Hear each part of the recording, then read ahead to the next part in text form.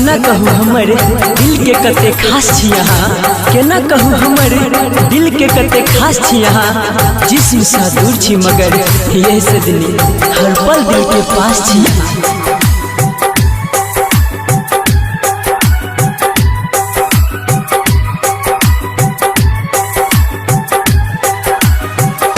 दिल दलवा के किछ सोचलो ने हम, ये दिल दलवा के किछ सोचलो ने हम। ये छोड़ब तन साथ कहू खा के कसम, ये छोड़ब तन साथ कहू खा के कसम। ये दिल दलवा के किछ सोचलो ने हम, ये दिल दलवा के किछ सोचलो ने हम। ये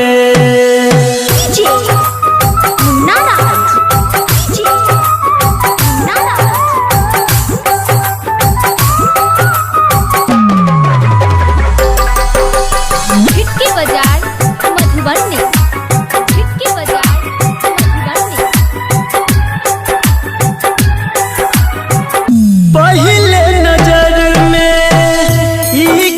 खेलो पागल दीवाना बनेलो, सोचे के मौका हमरा न देलो, कोने ये जादू चलेलो।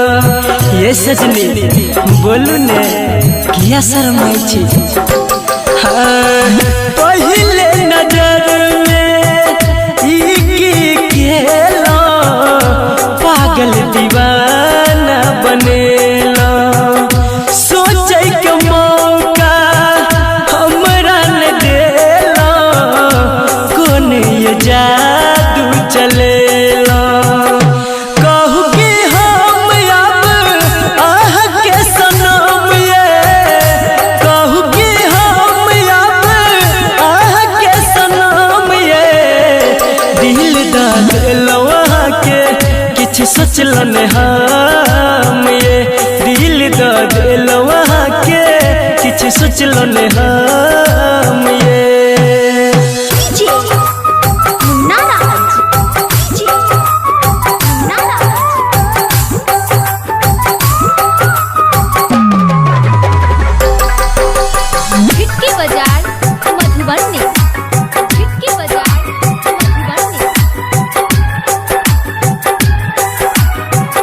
दुख सुख दोनों कोई संगे में बाटब, कहियो ने हमरा डांटब। जिंदगी में गम हम आबे न देब, ये हंस हंस के दिन ये काटब।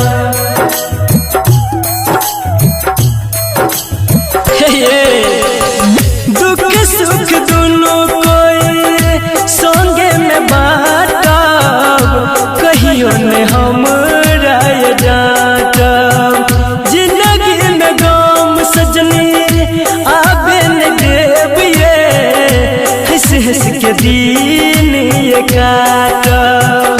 राइटर विकेश कहे बनब बेरहम, ये संदीप सुमन कहे बनब बेरहम। ये दिल दलवा के किछ सोचलो ने हम, ये दिल दलवा के किछ सोचलो ने हम।